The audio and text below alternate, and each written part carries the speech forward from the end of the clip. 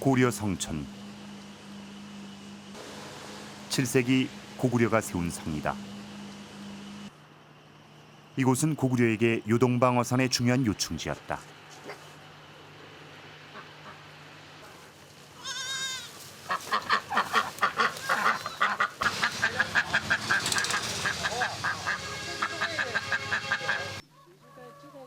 그런데 뜻밖에도 이곳에 백제 흔적이 남아있다. 墙上就搁这山上脚圈全搁这山上连上了，全都连的，全都是就这个山圈这一圈全都是。 고려 성촌을 성벽이 둘러싸고 있다는 말에 산 정상으로 올라가 봤다.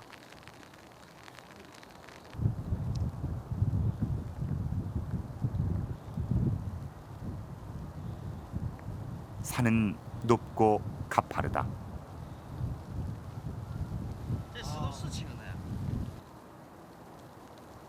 정상에 올라 주위를 살펴보니 이곳은 마치 하나의 요새와 같았다. 산이 마을을 보호하는 지형이었다.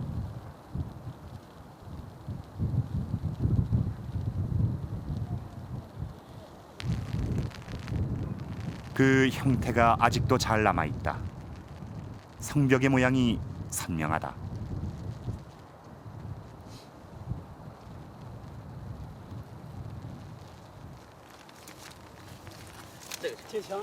건안고성. 석축벽은 견치식 산성으로 개의 이빨처럼 촘촘하게 쌓은 고구려 성의 특징을 잘 보여준다.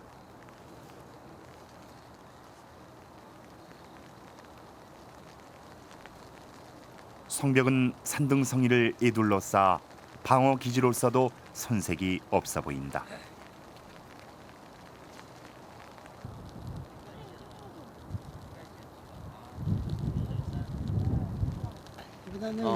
就那个山尖，然后那到这北边是到这个东门口的湖沿那边，南边这个山是到东门口的南边那个杠，一起到那么老青山那边，这一圈都圈上了。 668년 이 견고했던 건안성도 고구려의 멸망과 함께 당나라에 점령되고 만다. 그런데 그 후 9년 뒤 건안고성엔 이상한 일이 벌어진다.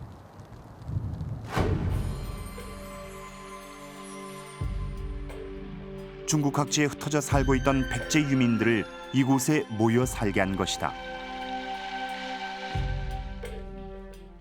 반란을 막기 위해 일부러 중국 전역에 흩뜨려 놓았던 백제 유민들. 그들을 한데 모여 살게 한 당나라의 의도는 무엇일까?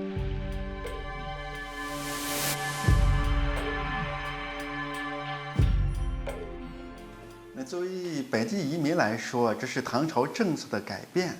以前是唐朝是介入政策，后来就是改变为就是他让百济人自己管理自己啊。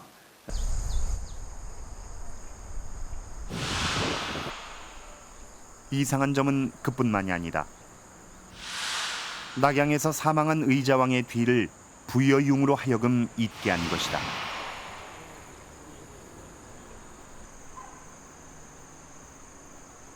의자왕의 맏아들 부여융. 당나라에서 지어진 묘비명의 첫머리인 부여융이 백제인이라고 밝히고 있다.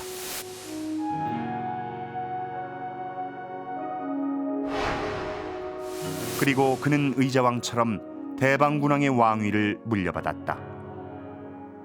대방군왕이라고 하는 이제 자기라고 하는 것은 부여융의 할아버지인 무왕, 아버지인 의자왕이 이제 받았던 벼슬 호칭을 그대로 이제 이어받고 있는 것입니다. 이것은 이제 그 무왕이나 의자왕이 백제 영역을 온전하게 통치하고 있을 때 받았던 그런 이제 벼슬이 되는 것인데 이걸 또 백제가 망한 이후에 부여융도 그 같은 벼슬을 받고 있다는 것입니다.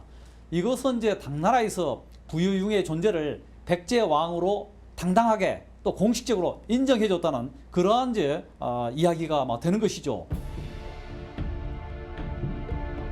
왕위를 승계한 부여융은 대방군왕, 즉 백제 왕으로서 건안고성을 통치했다.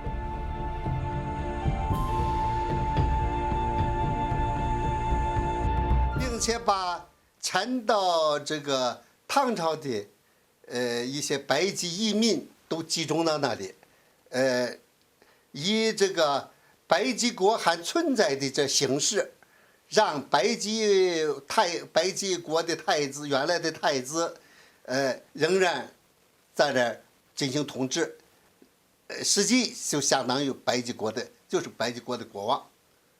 也就是说，百济是以另一种形式，以流亡政府的形式存在于建州这个地方。 그뿐만이 아니다. 당나라 역사서에는 건안고성을 백제라 부르고 있었다.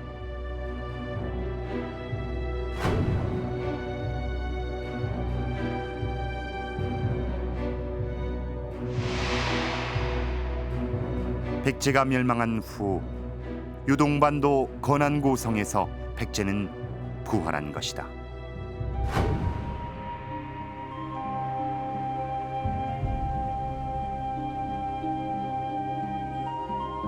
부여태비는 이곳에서 백제의 마지막 공주가 될 수 있었던 것이다.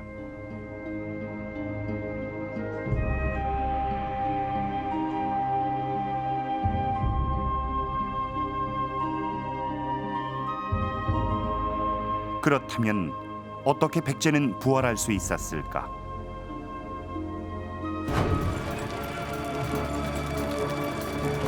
(680년) 3만 명의 토번군과 3천 명의 당나라군 간의 일대 결전이 벌어졌다. 토번은 어이없이 무너진다.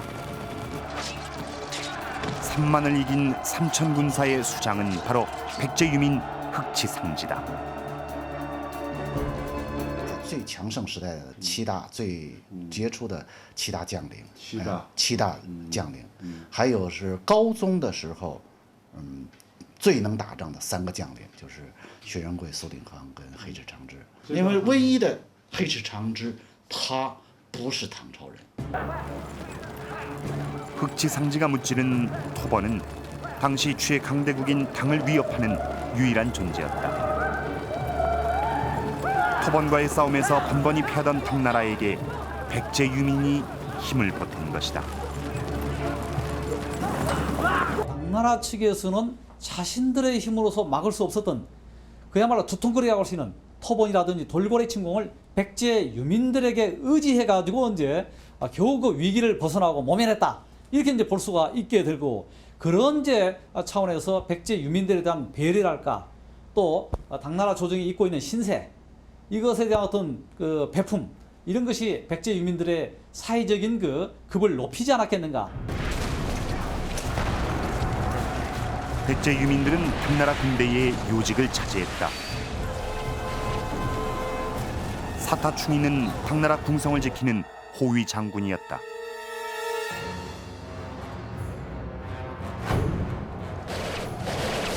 난원경은 당나라에서 태어나 8세기 초에 활약하며 절충 도위를 지냈다.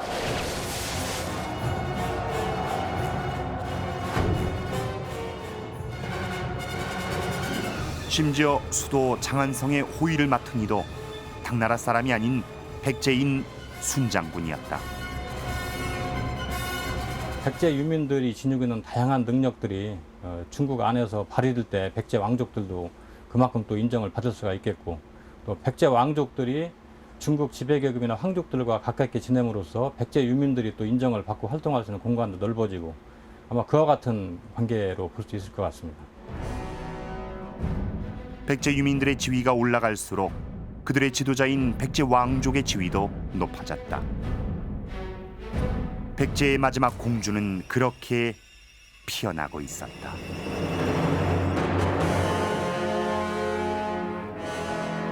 이제 보니 백제는 그냥 쓰러져 버린 것이 아니었습니다. 머나먼 요동 땅 건안고성에서 그들만의 세상을 다시 살고 있었습니다. 만리타향 건안고성의 백제는 중국 전역에 모래알처럼 흩어져 있다 다시 모인 유민들에 의해서 또 그들이 흘렸을 뜨거운 피와 땀에 의해서 일구어지고 있었습니다.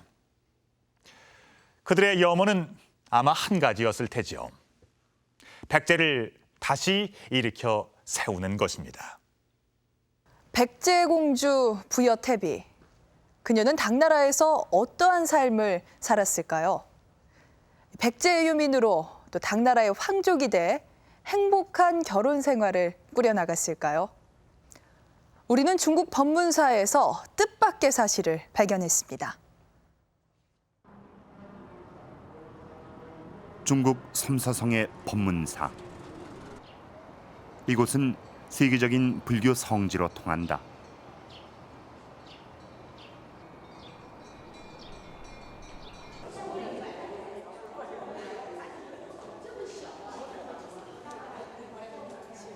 세계에서 유일하게 석가모니의 손가락 사리를 보관하고 있는 사찰이기 때문이다.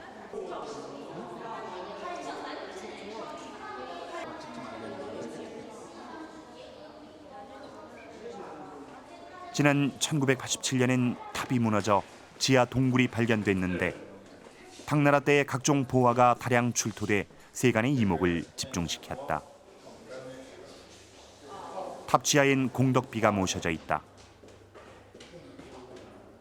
그 공덕비엔 황제를 포함한 3사람이 머리카락을 태우며 공양의식을 치렀다는 기록이 남아있다. 그중 이용의 아내가 있다. 唐皇帝中宗李显，还有韦皇后，还有享受很高待遇的韦后的妹妹，这个崇国夫人，她呢是李邕的夫人。 숭국부인. 숭국부인이 대체 누굴까? 구당서에 숭국부인에 대한 기록이 있다. 이용은 부여태비를 만나기 전 숭국부인과 결혼한 적이 있었다. 그 이용이라는 사람이 하여튼 정치적인 감각이 좋게 말해서 아주 탁월했던 사람 같아요.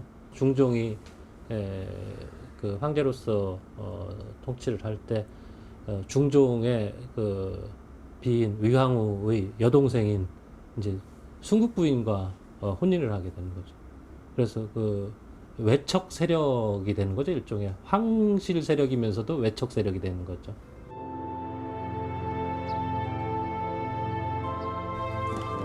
당신은 황제의 부인 위황후가 실세였다. 이용은 위황후의 여동생 숭국부인과 결혼함으로 인해 화려한 시기를 맞게 된다. 결혼을 통해 왕위에 오른 것이다.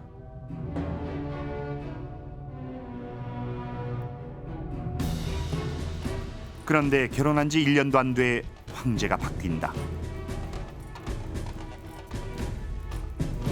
새 정권은 기존의 실력자들을 가차없이 숙청하기 시작한다.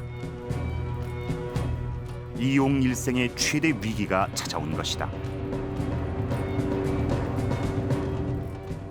장안엔 정권 교체를 위한 피바람이 불었고 황후의 동생 숭국부인과 이용 역시 숙청 대상 1순위였다.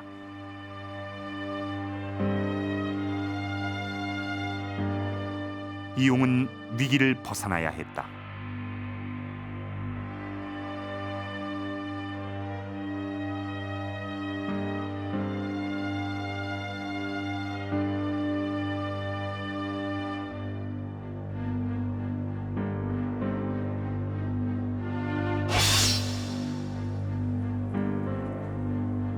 이용은 직접 아내의 목을 뱄다. 숭국부인의 목을 조정에 바침으로써 이용은 목숨만은 간신히 구한다. 하지만 왕위를 잃어버렸다.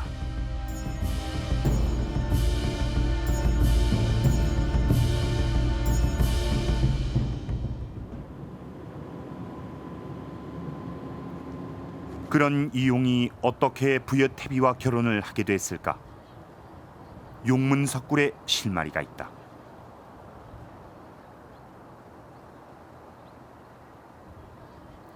중국 3대 석굴인 용문석굴.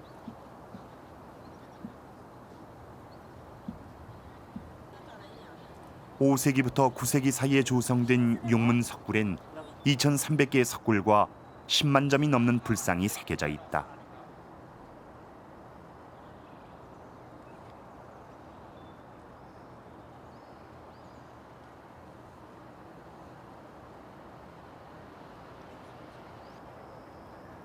사람들은 시주를 하고 간절한 염원으로 석벽에 상을 새겼다. 그런데 용문석굴 한쪽에 당시의 결혼 풍습에 대해 알 수 있는 단서가 새겨져 있다. 당나라 고위직 관리가 백제 왕족과 혼인을 했던 것이다.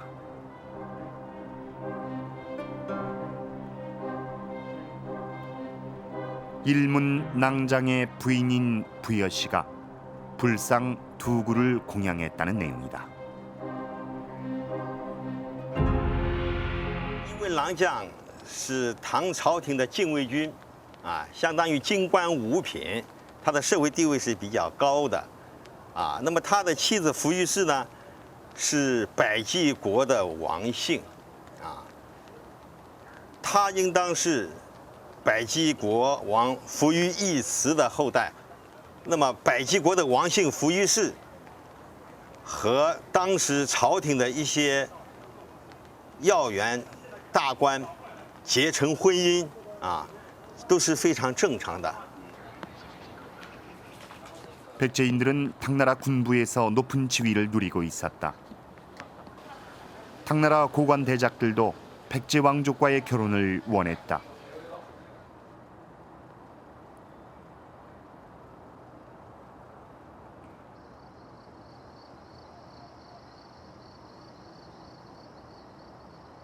이용은 두 번째 아내를 맡기로 한다.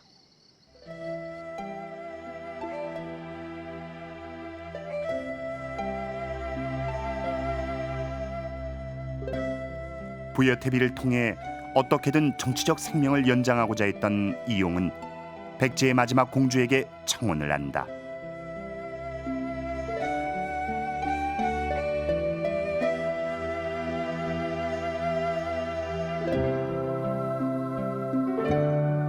그때 부여태비의 나이 꽃다운 22이었다. 이용은 바람대로 그 즉시 복위하게 된다. 퀵지역의 왕위에 다시 오른 것이다.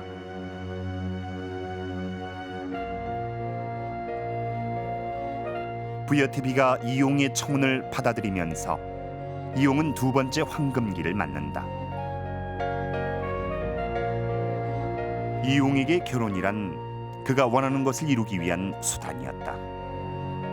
중국 부인과 이 관계를 통해서 정치적인 세력을 얻었던 것이 그 예종대는 이제 백제 왕실의 그 후예인 부여태비를 통해서 다시 어떤 그 당나라 중앙 정치 무대에서 그 정치적인 생명을 그 연장을 시키고 또한 그 정치적인 그 역량을 부여태비를 등에 업고 발휘할 수 있었던 그런 시대가 돌아온 것으로 판단이 됩니다. 그렇다면 부여태비는 왜 그런 결혼을 허락한 것일까? 또 다른 물음이 태비에게 놓여졌다. 부여태비는 이용의 두 번째 아내였습니다. 그들이 결혼하기까지의 과정을 보면 그녀는 남편에게 계획적이고 또 고의적으로 이용당한 듯한데요. 그렇다면 왜 굳이 부여태비는 아내를 죽인 비정한 남자에게 시집을 갔을까요? 아무리 이용이 당나라 황제의 증손자라 한들 또 이 결혼을 통해 당나라 최고의 권력을 쥘 수 있다 한들 한 여인으로서 아내의 목을 벤 남자와 결혼한다는 것이 과연 쉬운 일이었을까요? 이 태비의 결혼엔 어떠한 속사정이 있었던 것은 아닐까요?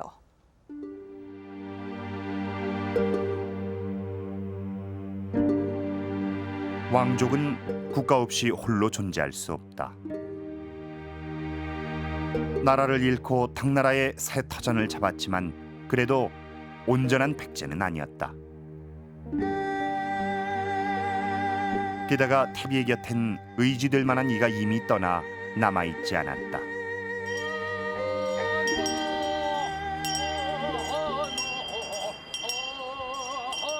의자왕과 부여융은 이국 땅에서 생을 다했다. 생전에 돌아오지 못하고 1000년이 넘게 이역만리에 잠들어 있던 그들의 한을 위해 지난 2000년 부여에서 의자왕과 부여융의 장례를 치렀다.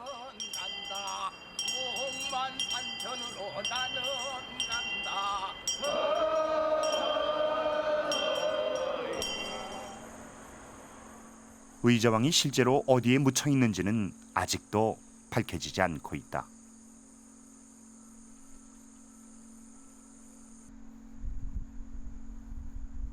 백제로 돌아갈 날을 기약 없이 기다리는 동안 선대왕은 하나둘 떠나갔다.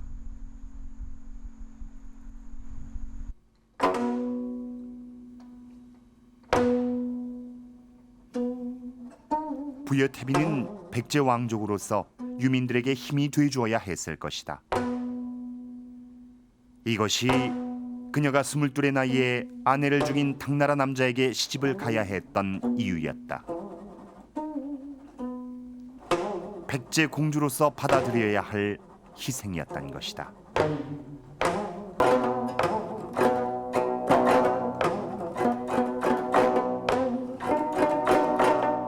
왕족은 이제 국가 멸망의 1차적인 책임을 지고 있는 이제 대상이 되기 때문에 국가를 회복하기 위해서 백방의 노력을 해야만 되는 것이고요.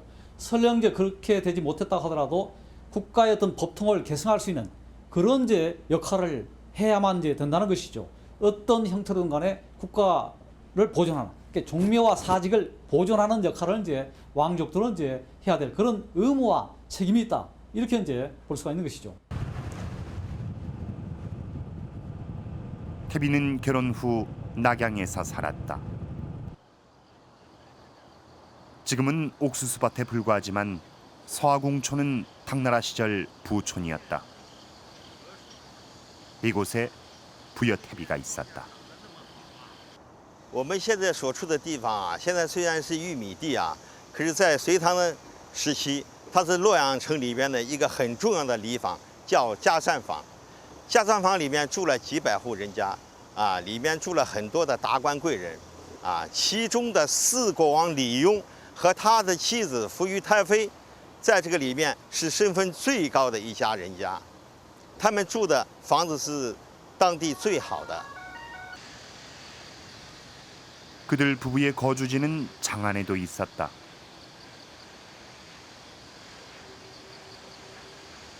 부여태비가 살았던 그 시대에는 그 당나라의 그 수도가 두 군데였습니다. 장안과 낙양이었었는데요. 부여태비가 살던 집은 낙양의 가선방 그리고 장안의 숭연방이라고 기록에 분명히 나올 정도로 아주 그 유명하고 그리고 대단했던 집인 것 같습니다.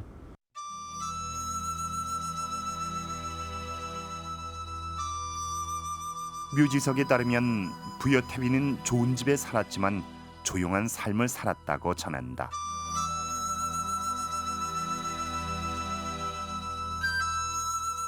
하지만 그녀는 좋은 품성과 덕 있는 행동 덕분에 외롭지 않은 삶을 살았다고 한다. 묘지석엔 부여태비 품행 덕에 황실에서 의자왕 왕가를 군자의 집안이라 칭송했다고 적혀 있다.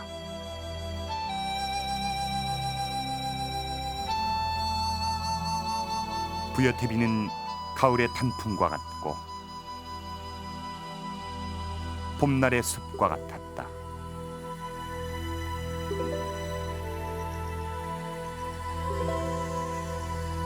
또 백제의 얼굴이라 칭송됐다.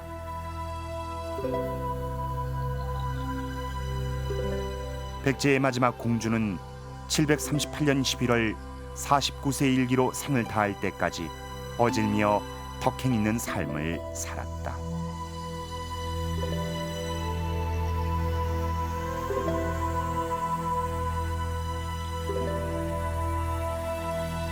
그 후 그녀의 5아이 중 맏아들 이거가 괴광의 자리를 이어받았다.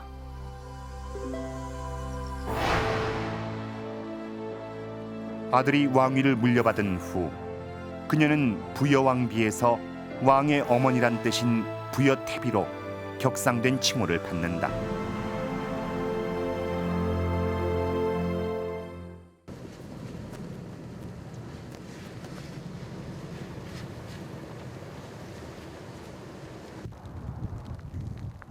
부여태비 그녀가 지키고 싶었던 것은 모두 이곳 건안고성에 있었을 것이다. 건안고성은 당나라에서 백제 유민들이 정체성을 유지하며 존속했던 근거였다. 당나라 역사서는 건안고성이 사라질 때 마침내 백제 씨가 끊어졌다고 기록하고 있다.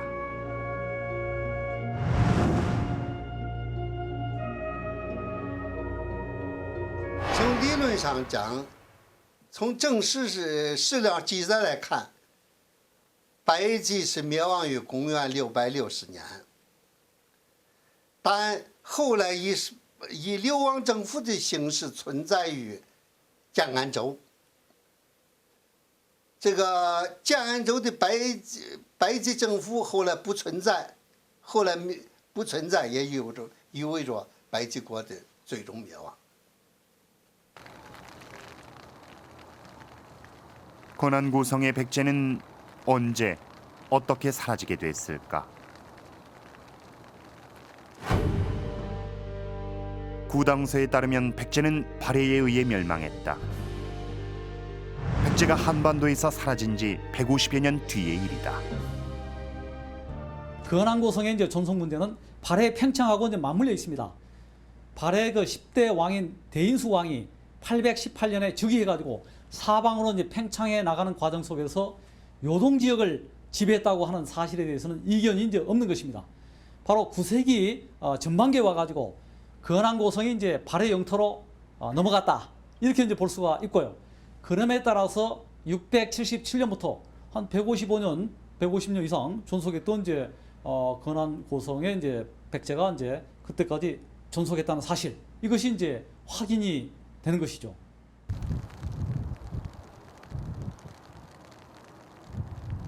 나라가 쓰러져도 살아남은 사람들은 백제를 포기하지 않았다. 백제의 왕족과 유민들은 이국당 요동에서 150년을 질기게 살아남았다.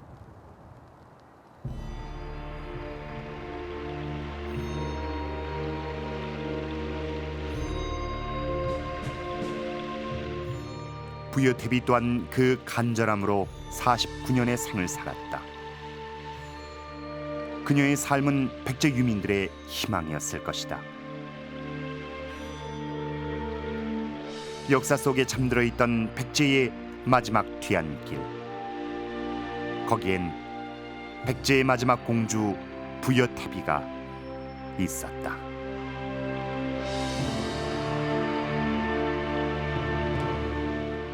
왕족과 국가는 운명을 함께합니다.